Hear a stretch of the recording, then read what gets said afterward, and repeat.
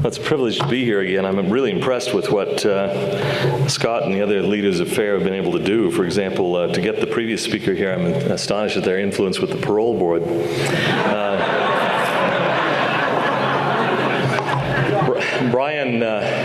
Brian told a joke that reminded me of another joke, and probably you've heard this one, about the dyslexic, insomniac atheist who stays awake all night wondering if there's a dog. It takes a while, doesn't it? I'd like to welcome Claudia Bushman to the ranks of the apologists. Brian raised the question of whether or not apologists ever make mistakes. I would have disagreed with him until about a week ago when I made my first. I mistakenly used the obsolete term brontosaurus instead of apatosaurus and was promptly jumped on for it. But I can take it. Now, I lead off with some jokes because this is going to be an incredibly boring presentation. There are no jokes in it, no insults. But the question you have to ask yourself as you listen is there an acrostic? So listen very, very carefully. I'd like to thank Mike Ash for helping me out with the PowerPoint. I wasn't planning to have any, but it was decided that I needed it, which is probably true, and so I'm able to look technically or technologically literate with his help just today. I'm going to read this paper, which I normally don't do, and I apologize for that. I was intimidated by the performance earlier today, so I set about at first to memorize it, and then I thought that I would try to go one better by reciting it to you backwards, but I think I'll just do it in the Orthodox fashion. There's just a lot of stuff here, and I want to make sure I didn't leave it out. I feel very strongly about the topic I'm going to be talking about, so please bear with me. I'll try to make it lively. My wife said, "Keep me awake," which may suggest an impossible standard, but I will try. Joseph Smith's claims regarding the Book of Mormon seem, at least on the surface, to be very detailed and utterly tangible. They're not mystical claims, but belong to the real world of everyday physical objects. And critics have not been reluctant to meet them head on. As for the golden plates, wrote the evangelical Protestant polemicist G.H. Fraser, we will say simply, there were not any. The gold plates, declared a critic on the FAIR message board just yesterday, never existed outside Joseph's fertile mind. But the historical evidence suggests, no, it shouts the contrary. A representative statement is that given during an 1878 interview with Orson Pratt and Joseph F. Smith by David Whitmer, which is not here on the screen. It was in June 1829, the latter part of the month. Martin Harris was not with us at this time. He obtained a view of the plates afterwards, the same day. Joseph, Oliver, and myself were together when I saw them. We not only saw the plates of the Book of Mormon, but also the brass plates, the plates of the Book of Ether, the plates containing the record of the wickedness and secret combinations of the people of the world, down to the time of their being engraved, and many other plates. The fact is, it was just as though Joseph, Oliver, and I were sitting just here on a log when we were overshadowed by a light. It was not like the light of the sun or like that of a fire, but more glorious and beautiful. It extended away around us, I cannot tell how far, but in the midst of this light, about as far off as he sits, pointing to John Whitmer, sitting a few feet from him, there appeared, as it were, a table with many records or plates upon it, besides the plates of the Book of Mormon, also the sword of Laban, the directors, and the interpreters. Lucy Mack Smith, who had seen the chosen witnesses leave for their encounter with the angel in the plates, recalled many years later the scene that ensued at their return. When they returned to the house, it was between 3 and 4 o'clock p.m. Mrs. Whitmer, Mr. Smith, and myself were sitting in a bedroom at the time. On coming in, Joseph threw himself down beside me and exclaimed, "Father, Mother, you do not know how happy I am. The Lord has now caused the plates to be shown to 3 more besides myself. They've seen an angel who has testified to them, and they will have to bear witness to the truth of what I have said, for now they know for themselves that I do not go about to deceive the people. And I feel as if I was relieved of a burden which was almost too heavy for me to bear. And it rejoices my soul that I am not any longer to be entirely alone in the world."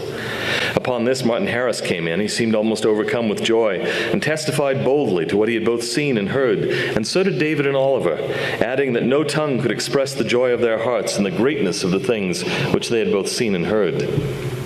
Ultimately, each of the three witnesses, Martin Harris, Oliver Cowdery, and David Whitmer, signed his name to a statement that has appeared in every edition of the Book of Mormon from the beginning. According to David Whitmer, the quite distinct experience of the 8 witnesses to the Book of Mormon, the 8 as opposed to the 3, occurred 1 or 2 days after the experience of the 3. Soon thereafter, all of the 8 signed their names to a statement that has accompanied the testimony of the 3 in every printed version of the Book of Mormon. It's worth examining the contrasting character of the experiences reported by the 3 witnesses and the 8, since I believe their very difference reinforces them. First of all, the experience of the 3, as they report it, was suffused with the glory and power of God. In a brilliant light, an angel came down and showed them the plates. They heard the voice of God, testifying that the translation had been accomplished by the gift and power of God. Their written testimony is characterized by a marked religious or spiritual tone. It might be termed a supernatural or miraculous testimony. By contrast, the experience of the 8 involves no glory, nothing miraculous. It's as mundane as anything can be. No angel shows the plates to them. Joseph Smith does. There's no miraculous light. Unlike the 3, who seem simply to have observed the plates in the hands of the angel, the 8 handled the plates and turned their pages. They hefted them. The language of their official account is cool and even formal or legalistic, to the point of emotional distance, the said Smith. God appears in their testimony only as witness to their concluding oath. His voice does not testify to the correctness of the translation. The 8 witnesses are manifestly in full possession of their senses and mental faculties. Theirs might be labeled an ordinary or natural testimony. Why the differences? In order, I think, for the task of skeptics to be rendered more difficult. One might be tempted to dismiss the testimony of the 3 with its spectacular divine accompaniments as hallucinatory, however untenable that dismissal would be, or mere superstition. By contrast, there is absolutely nothing in the testimony of the 8 that points to superstition or hallucination. It is the most matter-of-fact kind of experience, 9 men in the woods in the early afternoon, except for the object at the center of it. On the other hand, if one were to approach the witnesses first by way of the 8, and one were inclined to skepticism, one might be tempted to write their experience off as deception by Joseph Smith, or by some other conspirator or group of conspirators. There must really have been plates fabricated to deceive. But this doesn't account for the testimony of the 3, which goes beyond fabrication and involves a number of additional objects. In other words, a single explanation seems unable to account for the 2 very different kinds of experience. This means that the skeptics who wish to explain the 2 testimonies away must resort to some unlikely combination of sincere hallucination, already unlikely in and of itself, and deliberate insincere fabrication. Or, as we shall see, they must attempt to collapse the difference between the 2. Let's examine a case that critics often cite as a parallel to Joseph Smith and his witnesses. Forgery is the virtually certain explanation for the 2 sets of inscribed metal plates that James Jesse Strang said he had found in Wisconsin and Michigan between 1845 and 1849 and translated. Strang, who claimed to have a letter of appointment from Joseph Smith, announced himself as Joseph Smith's successor and was clearly seeking to imitate the prophet. That his plates really existed is beyond serious dispute. The first set, the 3 Vori or Rajamanchu plates, were dug up by 4 witnesses whom Strang had brought into the appropriate site. Inscribed on both sides with illustrations and writing, the Rajamanchu plates were roughly 1.5 by 2.75 inches in size, small enough to fit in the palm of a hand or to carry in a pocket. Among the many who saw them was Stephen Post, who reported that they were brass, and indeed that they resembled the French brass used in familiar kitchen kettles. With all the faith and confidence that I could exercise, he wrote, all that I could realize was that Strang made the plates himself, or at least that it was possible that he made them. One not altogether reliable source reports that most of the 4 witnesses to the Rajamanchu plates ultimately repudiated their testimonies. The 18 plates of Laban, likewise of brass, and each about 7 3/8 by 9 inches, were first mentioned in 1849, and in 1851 were seen by 7 witnesses.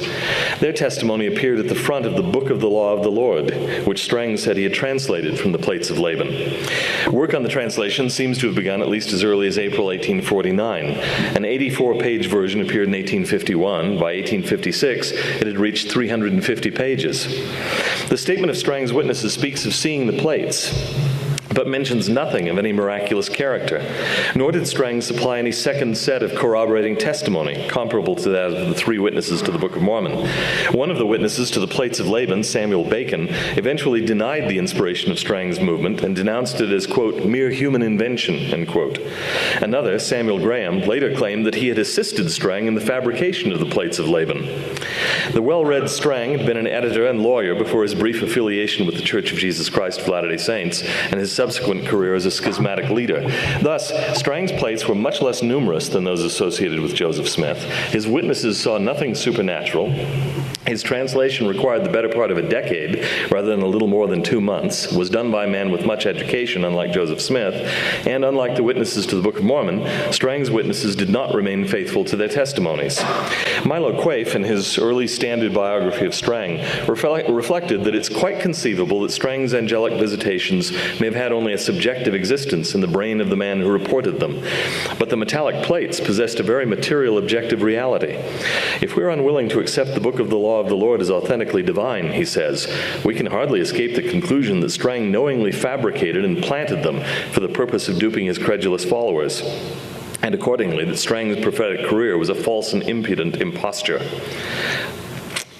Well, I'll skip a little bit more on that. It seems that virtually every reputable writer on the subject now grants the sincerity and honesty of all or most of the Book of Mormon witnesses. And this reminds me, by the way, of J.B. Haldane's theory, or his schema of how scientific theories that are once rejected come to be accepted. Stage 1, the new theory is denounced as false and complete nonsense.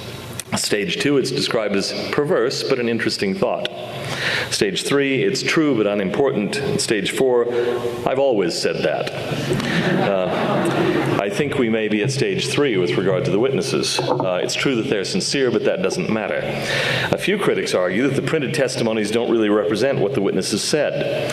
I want non-LDS to know, wrote one recent poster on an internet message board, that regardless of the 3 witnesses of the Book of Mormon and the 8 witnesses of the Book of Mormon, not a single witness ever touched the plates with their own hands and never saw the plates with their own eyes. When Martin Harris and Oliver Cowdery supposedly had visions of the Book of Mormon for their testimony, only Joseph Smith wrote their testimony down in the Book of Mormon. But the witness testimonies appear in the printer's manuscript of the Book of Mormon in Oliver Cowdery's handwriting. They're copies of the original ones, which were probably kept with the original manuscript, but are no longer extant. Significantly, when Orson Pratt and Joseph F. Smith visited David Whitmer near the end of his life and was shown the printer's manuscript, Whitmer claimed that this was the original. But Joseph F. asked Whitmer why, then, Whitmer's signature was written in the same hand as everything else. Whitmer had no ready answer. But Whitmer clearly remembered that he had individually signed the statement of the 3 witnesses, thus personally witnessing that he agreed with what was written there. These testimonies have been published with the Book of Mormon ever since the first edition in 1830, which, since it was prepared under the careful supervision of Oliver Cowdery, one of the 3, and Hiram Smith, one of the 8, seems to imply their endorsement of those statements. The other witnesses, too, had plenty of time to distance themselves from those printed testimonies, but instead consistently affirmed them. For instance, a correspondent for the Salem, Massachusetts Advertiser and Argus reported in 1843, having heard Hiram, quote, declare in this city in public that what is recorded about the plates and so on and so forth is God's solemn truth, end quote. E.C. Brand visited John Whitmer, one of the 8, in 1875, and recorded that Whitmer declared that his testimony as found in the testimony of 8 witnesses in the Book of Mormon is strictly true. In 1876, Whitmer told Mark Forscott, I have never heard that any one of the 3 or 8 witnesses ever denied the testimony that they have borne to the book as published in the first edition of the Book of Mormon. And later that same year, referring to the published testimony, he told Heman Smith, that testimony was, is, and will be true, henceforth and forever. Finally, in 1877, the year prior to his death, he wrote, concerning my testimony as recorded in the Book of Mormon, that it is the same as it was from the beginning, and it is true. Today's attack on the witnesses focuses on the alleged non-literalness of their experience. Dan Vogel is the principal advocate of this method of dismissing their testimony. For example, in his 2002 essay on the validity of the witnesses' testimonies, he attempts to devalue their statements by portraying them as alienated from empirical reality and as having merely imagined the plates of the Book of Mormon or seen them in a subjective hallucination. I've commented elsewhere on how bizarre it is to me that the witnesses, a group of early 19th century farmers who spent their lives rising at sunrise, pulling up stumps, clearing rocks, plowing fields, sowing seeds, seeds, carefully nurturing crops, raising livestock, milking cows, digging wells, building cabins, raising barns, harvesting their own food, bartering in an often cashless economy for what they could not produce themselves, wearing clothes made from plant fibers and skins, anxiously watching the seasons, and walking or riding animals out under the weather until they retired to their beds shortly after sunset in a world lit only by fire, are being portrayed as estranged from everyday empirical reality by people whose lives, like mine, consist to a large extent of staring at computer and television screens in artificially air-conditioned, artificially lit homes and offices clothed in synthetic fibers, commuting between the two in enclosed and air-conditioned mechanical vehicles while they listen to the radio, chat on their cell phones, and fiddle with their iPods, all of whose inner workings are largely mysterious to them, who buy their prepackaged food with little or no regard for the time or the season by means of plastic cards and electronic financial transfers from artificially illuminated and air-conditioned supermarkets enmeshed in international distribution networks of which they know virtually nothing, the rhythms of whose daily lives are largely unaffected by the rising and setting of the sun. Yet Vogel's view of the witnesses has recently been given wider currency in an article published by the non-Mormon biblical scholar Lester Grabb, who commendably seeks to show that Joseph Smith's story can illuminate ancient Hebrew prophecy. Unfortunately, Professor Grabb's discussion is wholly dependent upon Vogel, and wholly uninformed by any exposure to the work of the leading authority on the witnesses, Richard Lloyd Anderson. Grabb readily grants the sincerity of Martin Harris and David Whitmer, but also declares that it seems that no one saw the plates uncovered except Smith himself. Both Martin Harris and David Whitmer, of the three witnesses, he writes, while continuing to affirm their belief in the Book of Mormon, also stated that they had seen the plates in spirit or with spiritual eyes or in vision. Professor Grabb cites the Reverend John A. Clark's recollection of an unnamed attorney's alleged recollection of an alleged statement from Martin Harris. A gentleman in Palmyra, bred to the law, a professor of religion and of undoubted veracity, told me that on one occasion he appealed to Harris and asked him directly, "Did you see those plates?" Harris replied he did. "Did you see the plates and the engraving on them with your bodily eyes?" Harris replied, "Yes, I saw them with my eyes. They were shown unto me by the power of God and not of man. But did you see them with your natural, your bodily eyes, just as you see this pencil case in my hand? Now say no or yes to this." Harris replied, "Why, I did not see them as I do that pencil case, yet I saw them with the eye of faith. I saw them just as distinctly as I see anything around me, though at the time they were covered over with a cloth." Now that's the problematic last part.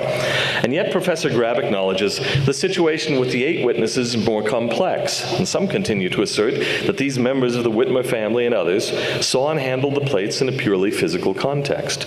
Some of the testimony certainly gives this impression.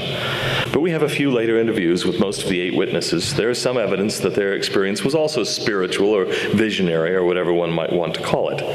How did the witnesses come to see the plates? Thomas Ford, the former governor of Illinois, who, Grabb assures us, actually knew many Mormons, explains it all by means of an account of the experiences of the witnesses. Unfortunately, as Grabb concedes, he does not give his sources, and he has some of the names slightly wrong. Here it is. Joseph Smith set them to continual prayer and other spiritual exercises to acquire this lively faith by means of which the hidden things of God could be spiritually discerned. And at last, when he could delay them no longer, he assembled them in a room. Lucy Mack Smith says it was a grove near their house, and produced a box, which he said contained the precious treasure. The lid was opened. The witnesses peeped into it, but making no discovery, for the box was empty, they said, "Brother Joseph, we do not see the plates." The prophet answered them, "O ye of little faith, how long will God bear with this wicked and perverse generation? Down on your knees, brethren, every one of you, and pray God for the forgiveness of your sins, and for a holy and living faith which cometh down from heaven." The disciples dropped to their knees and began to pray in the fervency of their spirit, supplicating God for more than 2 hours with fanatical earnestness, at the end of which time, looking again into the box, they were now persuaded that they saw the plates. I leave it to philosophers to determine whether the fumes of an enthusiastic and fanatical imagination are thus capable of blinding the mind and deceiving the senses by so absurd a delusion. The details transmitted by Ford may be inaccurate, Dan Vogel comments, but the essence of the account contains an element of truth. An even more entertaining version of this theory appeared on an ex-Mormon message board just a few days ago. You see where I get my best data. Quote, I used to tease my kids. I would take my coat or a towel or a blanket and gather it up in the crook of my arm. Then I would stick my face down into it and make a whimpering sound like a puppy. Then I would make a petting motion. My little kids would see what was going on, and guess what? They wanted to see the puppy. Of course, I refused to let them see the puppy because there was not one. Then I would walk into another room. The kids would follow, demanding to see the puppy. I would run into another room. The kids would follow, but by then the puppy was gone. I would claim to have hidden the puppy. The kids would go crazy trying to find the puppy. It was great fun, but as my kids got a little older, they finally caught on. The trick no longer worked. When I tried it on their younger cousins, my kids would scoff and give the secret right off. Why was it a puppy? Because I said so, because I could make the sound of a puppy, because kids like puppies, and a puppy would fit under the cover. I never claimed to have a rabid grizzly bear or adult crocodile under the wrap for the inverse of all the reasons stated above. How convenient that the gold plates were gold instead of wood or zinc or stone. How convenient that they were a certain size and that they disappeared and that only Joe could read them. How convenient for the blood-sucking scum that currently runs the Mormon Corporation today that so many fanatical Mormon adults are dumb as preschoolers about certain things. It's high-quality analysis there. Professor Grab cites an account of an encounter between Theodore Turley and John Whitmer. Whitmer asked, "Do you hint at me?" Turley replied, "If the cap fits you, wear it. All I know is you've published to the world and an angel did present those plates to Joseph Smith." And Whitmer replied, "I now say I handled those plates. There was fine engravings on both sides. I handled them." And he described how they were hung, and they were shown to me by a supernatural power. By a supernatural power. He acknowledged all. Then Grab cites Vogel's introduction to that account, which declares that it seems to imply that while Whitmer's handling of the plates, perhaps in a box or through a covering, was physical, his seeing the plates was visionary. I am at a complete loss to understand how Whitmer's alleged statement that the plates were shown to him by a supernatural power, which incidentally is an anomalous outlier when compared to the numerous other accounts from John Whitmer, even if taken at face value, can be transformed so easily into the idea that his seeing of the plates was visionary. Grab also cites the notorious testimony of the disaffected 19th century Mormon Stephen Burnett, which makes an even bigger leap. I have reflected long and deliberately upon the history of this church and weighed the evidence for and against it, loath to give it up. But when I came to hear Martin Harris state in a public forum, I guess, that he never saw the plates with his natural eyes, only in vision or imagination, neither Oliver nor David, and also that the 8 witnesses never saw them and hesitated to sign that instrument for that reason, but were persuaded to do it, the last pedestal gave way. In my view, our foundations was sapped, and the entire superstructure fell a heap of ruins. In the end, Grab concludes, it appears that the only one who saw the plates directly was Joseph Smith himself, but even this situation could be doubted. Now, my wife fears that I have nothing original to say today, and she's probably right. Richard Anderson, the foremost authority on the subject and the author of, among other things, the classic Investigating the Book of Mormon Witnesses, has addressed this topic in an important recent article in the Farms Journal of Book of Mormon Studies, entitled straightforwardly enough, Attempts to Redefine the Experience of the 8 Witnesses. But frankly, originality doesn't matter to me on this topic. I want at the least to register a vigorous protest against what seems to me to have become baseless but unquestioned orthodoxy, in certain quarters at least, about the witnesses. They are often portrayed now by critics as gullible fools, unable to distinguish reality from fantasy, easily duped, and Martin Harris is their parade example. But this falsifies and misrepresents the facts. True to his reputation as a careful, prudent man, a businessman, and a farmer, Martin Harris initially approached the claims of Joseph Smith with hope, but also with cautious skepticism. It was Harris who took a transcript of characters from the plates to New York City for the evaluation of Professor Charles Anthon of Columbia University and others. And while he was serving as Joseph's first scribe for the translation, he once surreptitiously substituted a similar-looking stone for the seer stone that the prophet was using in order to see if it made any difference. It did. At one point, he lifted the box in which the plates were allegedly concealed to see what he could determine. You've heard this quote before. I knew from the heft, he recalled, that they were lead or gold, and I knew that Joseph had not credit enough to buy so much lead. So, obviously, he went for gold as the cheaper alternative, right? Martin Harris cross-examined Joseph, his wife, brothers, sisters, his father and mother. I talked with them separately that I might get the truth of the matter. One day, he arrived when Joseph was away from home. I was glad he was absent, Harris reminisced, for that gave me an opportunity of talking with his wife and the family about the plates. I talked with them separately to see if their stories agreed, and I found that they did agree. Did Martin Harris regard his experience as a witness as real? The 25-year-old Edward Moroni Thurman ran into Martin Harris at a blacksmith shop in Cache Valley and asked him whether the Book of Mormon was true. Harris responded by asking whether the young man could see an apple tree nearby. His vision of the angel, the plates, and the other objects, he told Thurman, had been as real and factual as the sight of the apple tree. When a group of teenagers posed the same question to him, he pointed to a chopping block and asked if they could see it. "Well, just as plain as you see that chopping block, I saw the plates, and sooner than I would deny it, I would lay my head upon that chopping block and let you chop it off." To William Pilkington he said, "Just as sure as you see the sun shining, just as sure am I that I stood in the presence of an angel of God with Joseph Smith and saw him hold the gold plates in his hands. I saw the Urim and Thummim, the breastplate, and the sword of Laban. I saw the angel descend from heaven. The heavens were then opened, and I heard the voice of God declare that everything the angel had told us was true, and that the Book of Mormon was translated correct.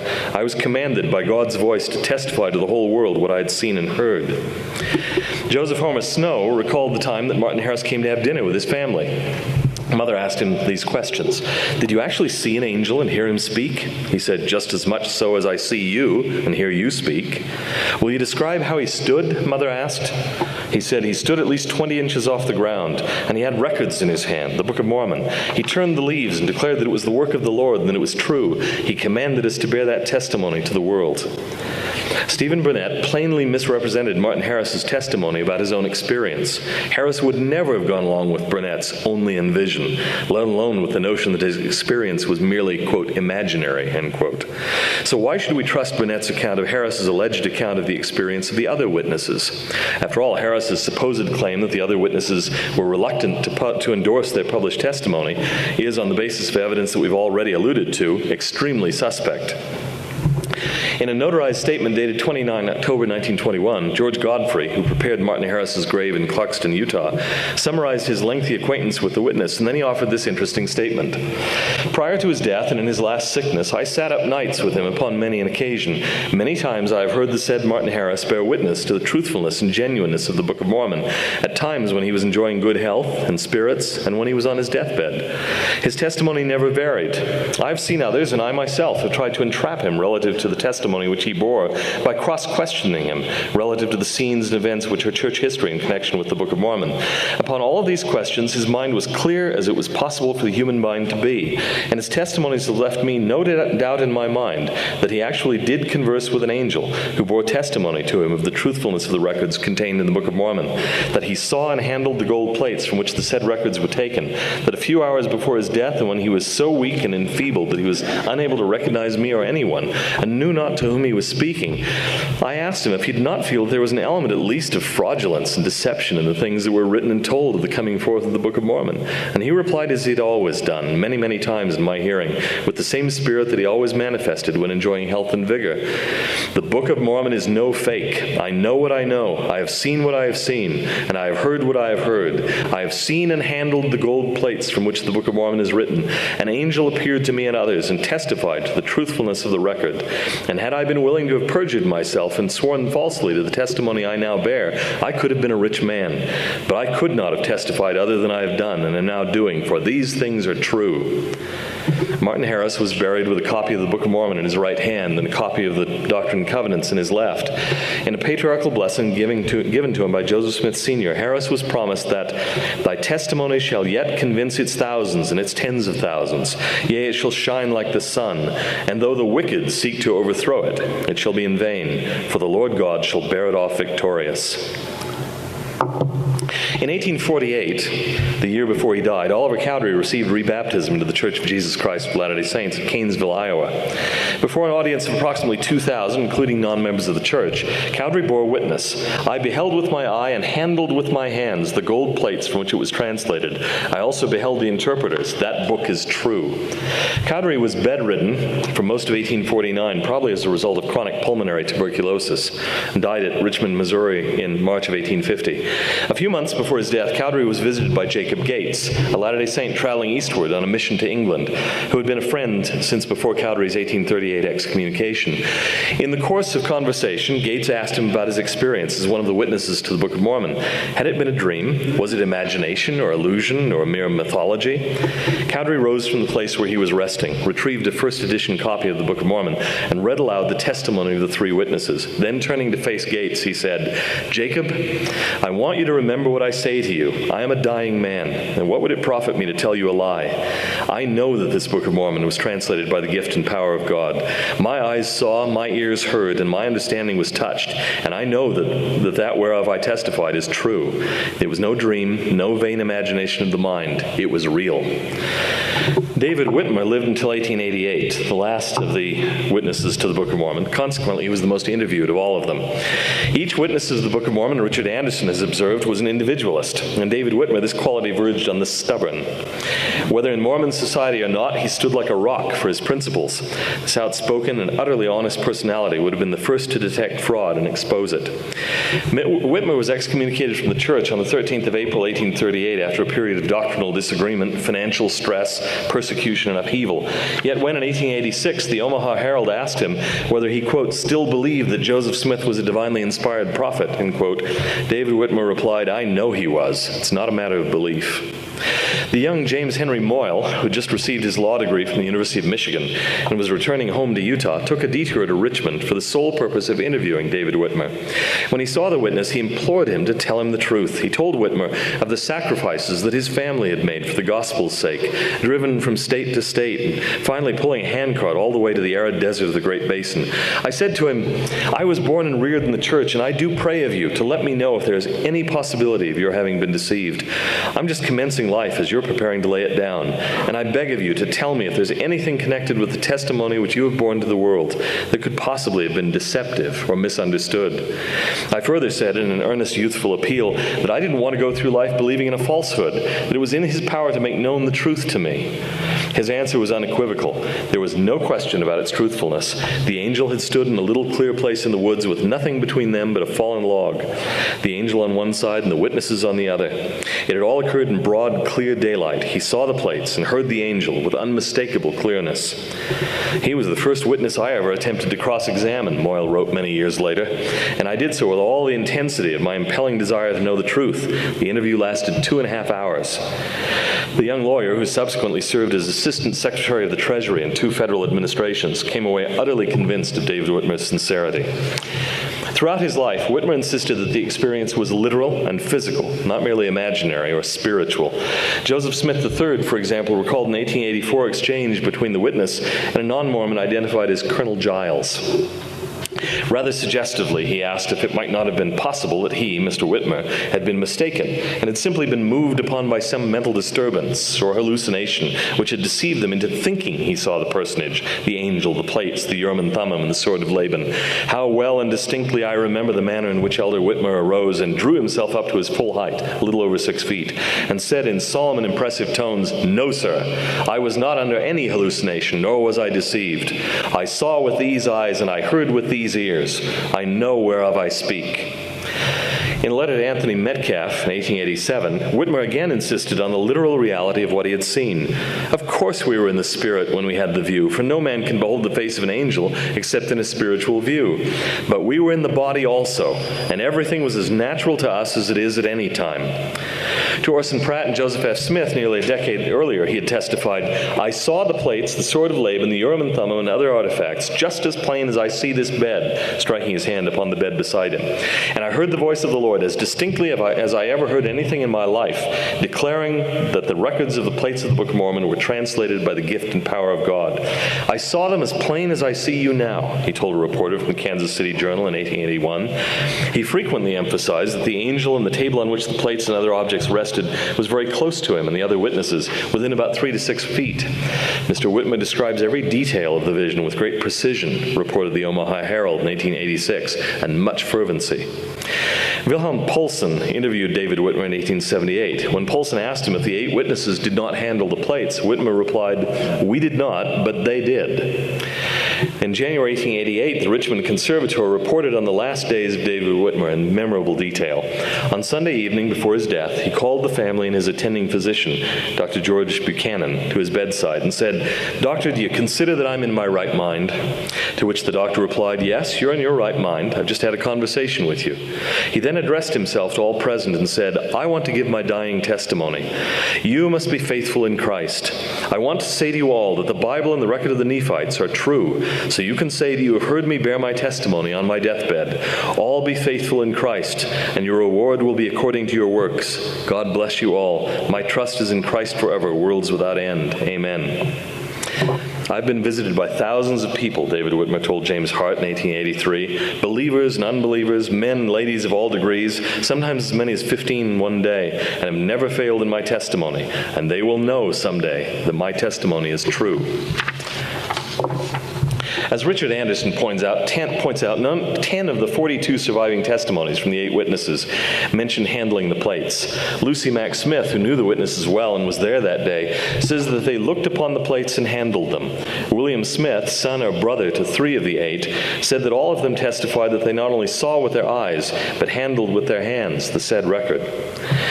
Perhaps already responding to suggestions that the experience of the 8 witnesses was merely spiritual and visionary, Hiram Smith insisted during an 1838 speech that it was entirely real.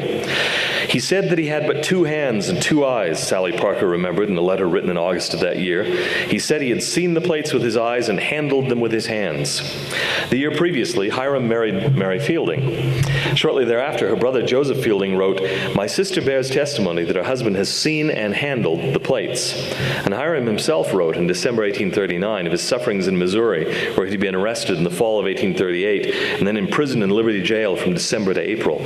"I had been abused and thrust into a dungeon and confined for months on account of my faith and the testimony of Jesus Christ. However, I thank God that I felt a determination to die rather than deny the things which my eyes had seen, which my hands had handled, and which I had borne testimony to wherever my lot had been cast. I can assure my beloved brethren that I was enabled to bear as strong a testimony when nothing but death presented itself as ever I did in my life." Samuel Smith, Hiram's brother and another of the 8 witnesses, bore his testimony in the presence of 15-year-old Daniel Tyler, who summarized it as simply, "He knew his brother Joseph had the plates, for the prophet had shown them to him, and he had handled them and seen the engravings thereon." In an 1836 editorial in the church newspaper, John Whitmer bore strong testimony of his experience as one of the witnesses. "I desire to testify to all that will come to the knowledge of this address, that I have most assuredly seen the plates from whence the Book of Mormon is translated, that I have handled these plates, and know of a surety that Joseph Smith, Jr. has translated the Book of Mormon by the gift and power of God. Therefore, know ye, O ye inhabitants of the earth, wherever this address may come, that I have in this thing freed my garments of your blood, whether you believe or disbelieve." But John Whitmer was excommunicated in March of 1838, 1 month before his brother David, and never returned to the church. For a brief period, it appears that John's spiritual confidence in the Book of Mormon was shaken by his separation from his former associates and by his bitterness over economic and other issues raised by the church's sojourn in Missouri. He was sorrowful and dejected about his excommunication, but also for at least a time quite angry at Joseph Smith and the church. Of all the witnesses, John Whitmer comes the closest, in a sense, to denying his testimony. During the 1839 exchange with Theodore Turley that we've already mentioned, Whitmer confessed to doubts about whether the Book of Mormon was true.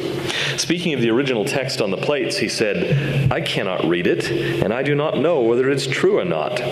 Nonetheless, he insisted, "I handled those plates. There were fine engravings on both sides. I handled them."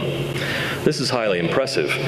Unlike the 3 witnesses who heard a divine voice testify to the truth of the translation of the plates, the 8 witnesses simply saw the plates under quite matter-of-fact conditions.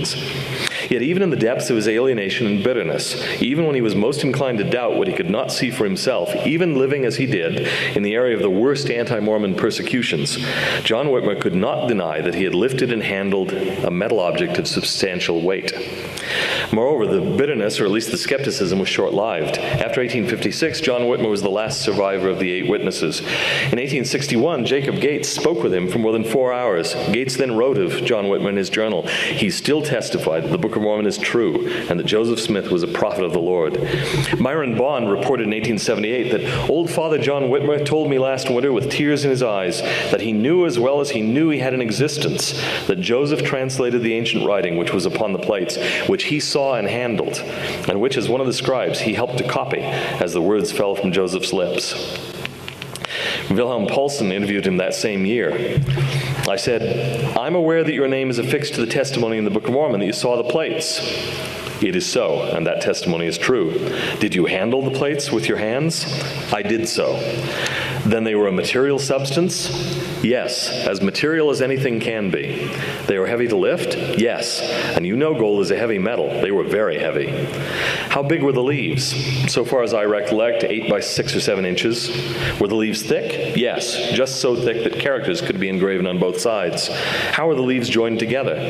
"In 3 rings, each one in the shape of a D with a straight line towards the center." "Did you see them covered with a cloth?" "No." He handed them uncovered into our hands, and we turned the leaves sufficient to satisfy us. Finally, 6 months before his death, John Whitmer spoke at a public Sunday service. His remarks were reported in the Kingston Sentinel as follows: "Mr. Whitmer is considered a truthful, honest, and law-abiding citizen by this community, and consequently his appointment drew out a large audience. Mr. Whitmer stated that he had often handled the identical golden plates which Mr. Smith received from the hand of the angel." Were there real plates? Yes, there were. If anything in early Mormon history is well attested, surely the existence of the plates is. Let's consider the testimonies of several unofficial witnesses. The 16-year-old William Smith always remembered the night when his older brother Joseph outran pursuers. I have another slide here. Yes, there it is. When his older brother Joseph outran pursuers and brought the plates into the Smith home, William lifted the plates that night and estimated their weight at about 60 pounds. Joseph Smith's sister Catherine hefted the covered plates on several different occasions. She too recalled his arrival home with the plates and remembered that they were wrapped up in his frock.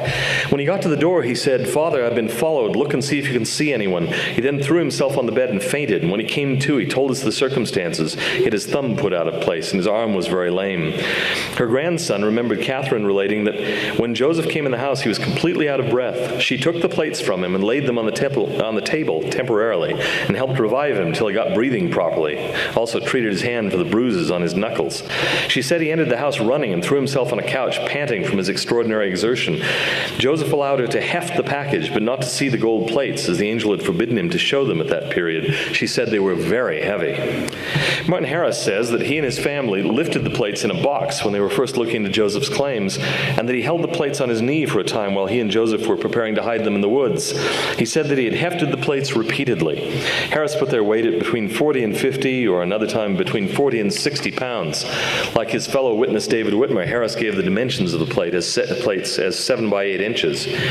William could feel the shape of the plates through the cloth that covered them. They were not quite as large as this Bible, he said.